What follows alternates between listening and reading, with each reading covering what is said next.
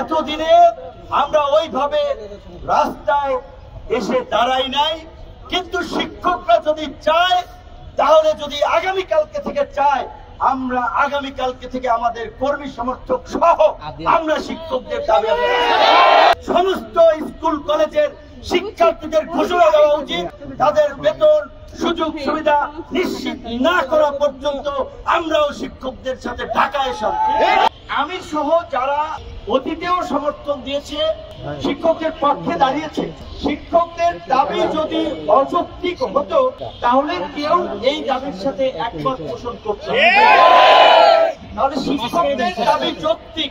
রাজনৈতিক দল এখন যারা সরকারকে সহযোগিতা করছে, সরকারের ভিত্তি, তারা শিক্ষকদের দাবির সাথে সংহতি প্রকাশ করছে, একাত্মতা ঘোষণা করে সরকারকে দাবি মেনে নেওয়ার আহ্বান জানিয়েছে। এমনকি আগামী ফেব্রুয়ারির প্রথম সপ্তাহে নির্বাচন হলে এই যে আপনাদের সাথে যে সমস্ত দলগুলো একাত্মতা পোষণ করেছে, তাদের প্রতিনিধিরাই সংসদে থাকবে, সরকার পরিচালনা করবে।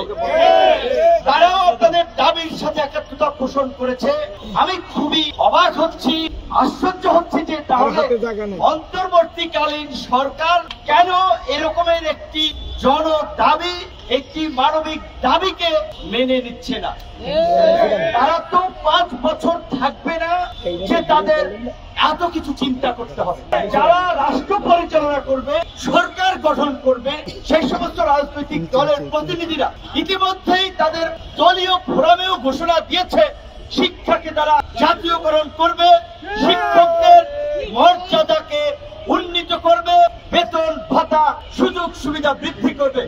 সেই জায়গা থেকে আজকে এই যে 3 দফা দাবিতে শিক্ষক সমাজ যে আন্দোলন করছে, তাদের বেতনের 20% বাড়ি ভাড়া, তাদের 1500 টাকা চিকিৎসা ভাতা এবং কর্মচারীদের উৎসব ভাতা 75% উন্নীত করা, এই 3 নম্বর দাবিটির জন্য আপনাদেরকে আমরা বিশেষভাবে শ্রদ্ধা জানাই। কারণ শিক্ষক হয়ে আপনারা কিন্তু আপনাদের সাথে যারা কাজ করে কর্মচারীদের কথা চিন্তা করেছে, এইটা অনেকেই চিন্তা করে না। সমস্ত রাজনৈতিক দলগুলো শিক্ষকদের দাবির সাথে একাত্মতা পোষণ করার পরেও তারা তালবাহানা করছে।